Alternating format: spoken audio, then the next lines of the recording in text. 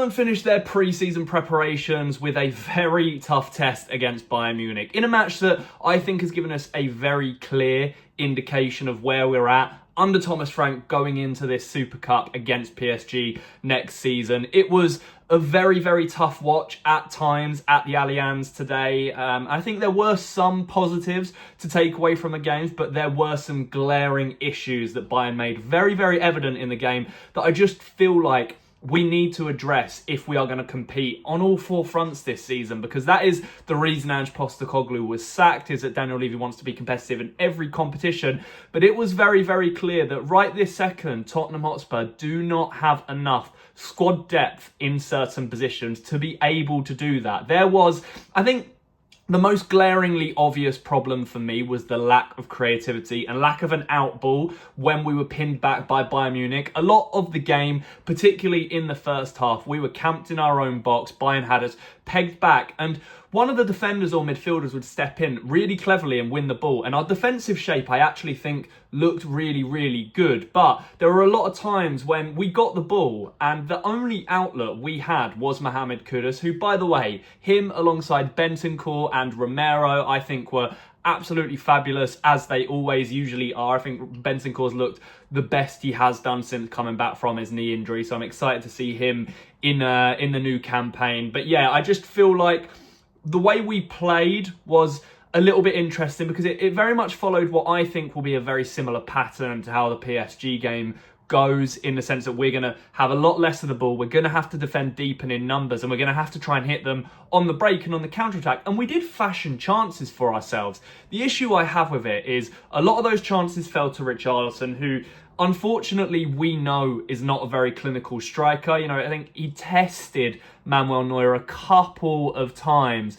but nothing too serious. I think Mohamed Kudus was the outlet in terms of he did really well holding the ball up and he got us up the pitch, and I think he's going to be the star of the show for Spurs this season based on what I've seen in pre-season so far. But there are a lot of other areas that really concerned me. If Pat Matasar is going to play in that number 10 role for the start of the season at least, while we work on trying to bring in a number 10, we're really going to struggle to create chances. Now, Pat Matasar's had a fantastic pre-season, and I don't want to put anything against him because he's worked his socks off. He's looked really good, but he's looked really good in the deeper role. And in that number 10, against a quality opposition like Bayern, he really struggled to get onto the ball, and he doesn't have that eye for a pass that someone like a James Maddison or a Dejan Kulusevski or someone of that calibre does. And I also don't think it helped having Brennan Johnson on the left wing. He barely touched the ball. I genuinely can't really remember a moment in the match where Johnson touched the ball. And if Mohamed Kudus is going to lock down that right wing spot, I genuinely think I would rather play Wilson Odobert on the left, because I just don't think Johnson is going to be effective there at all. But based on the amount of minutes everybody played and how intense the game was, I do think Thomas Frank will go with a very similar starting lineup for the PSG game. I think that's the main thing we can take away, is this looks to be perhaps the setup for that game. Paulinho came straight into the side, albeit he looked a little bit rusty. He obviously gave away the penalty that Harry Kane skied over the bar, which was quite nice to watch, if I'm being totally honest with you. But him alongside Bentancur in that midfield pivot, I think the idea behind that is to give us protection on the ball and in front of the defence. I think they will do that very, very well, but we are forfeiting having that extra bit of quality and creativity in the middle of the pitch. And it just, to me, the game highlighted how desperately we really need to bring a number 10 into the fold, and quickly as well, just because there was no out ball and we might end up being a little bit dry at the top end of the pitch because of it. We don't know how long Solanke's going to be out for. Obviously, Maddison's out for the season. Kulusevski's out for the first month of the new campaign. There's a lot going on, and all of a sudden our front line doesn't look the best. Kudus on the right, we can absolutely get behind, and that's fine. But Richarlison and then Johnson in the other two positions, I don't think that's going to cause too many problems. And that's not me wanting to be overly negative. It's just my honest opinion. If we want to have a better season than we did last year, and I know the Europa League makes that very hard to measure, but in terms of where we finished in the Premier League, I just feel like we still need to sign another striker. We need to sign a number 10. And just get some more quality in this squad, because it was a really, really tough watch against Bayern Munich. And let's be honest here, Bayern Munich are a much better team than Tottenham. They have much better players. They're very, very well coached under Vincent Kompany. They're the German champions for a reason. And you know that they'll always be one of the latter teams in the Champions League every single season. So it's a nice pedestal to put us on, and it is the closest test I think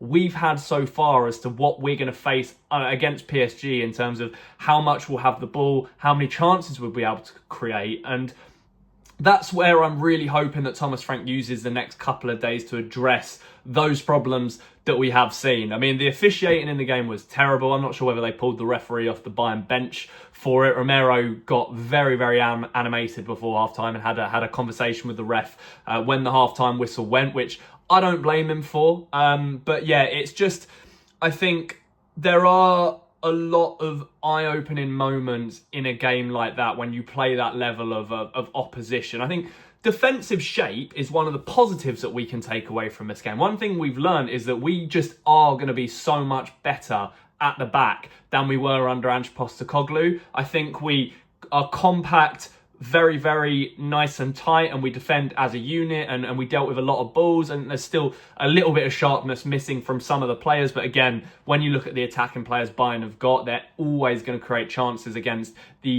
any team in the world, to be honest. It's actually now the other end of the pitch where I'm getting a little bit concerned. It's almost like it's flipped from being an incredible attacking team to being a not so incredible attacking team. I think, look, at the end of the day, no Maddison, no Kulusevski, no Son for the start of the season. That is 67 goal contributions from the last season that we are now all of a sudden missing. It simply has to be addressed. Otherwise, we're going to struggle to score goals. And while we may pick up more points because we'll likely have more draws, if we're scoring less goals, probably makes it less likely that we're going to win as many games. And yeah, I feel like Tottenham are now at the stage where we've got what we've got, and we need to start really focusing on the quality that we need to bring. I'm still of the opinion that we need a statement signing, because, you know, we saw Lucas Bergvall come on in the second half, and I think he's more creative and he has a bit more flair, you know, particularly on the ball. But do we want Lucas Bergvall being our starting number 10 going into a new season? I just think we need to make a statement, because if we don't, as I say, when we're defending, and particularly when we're playing teams that maybe are on paper a little bit better than us, it's just going to be such a struggle to get out. And we're going to revert to being a counter-attacking team. And people are just inevitably going to be frustrated. So I do actually think this pre-season game against Bayern was a really good test to see where we finally are under a full pre-season of Thomas Frank. And the takeaways are, we now know probably what his starting 11 is going to look like for the most part heading into the new season. We know that Kudus is going to be electric and really, really important to us this year. We're significantly lacking creativity in the middle of the pitch, and we still, I think, just miss a real top quality striker, and that's why I feel like we need to bring one in. But there was a lot to take away from it, and hopefully a lot of questions that Thomas Frank can now answer, because there's no more practice runs. Next up is the PSG game, and I'm fascinated to see how that goes. I'm holding out a little bit of hope that we can actually win the game, but you never know what's going to happen with Tottenham. But let me know what you made of the game down in the comments below. How did you feel? I know a lot of people are frustrated with the performance and how the game went, but do we have to temper expectations a little bit when you're playing a team like Bayern Munich? I don't know.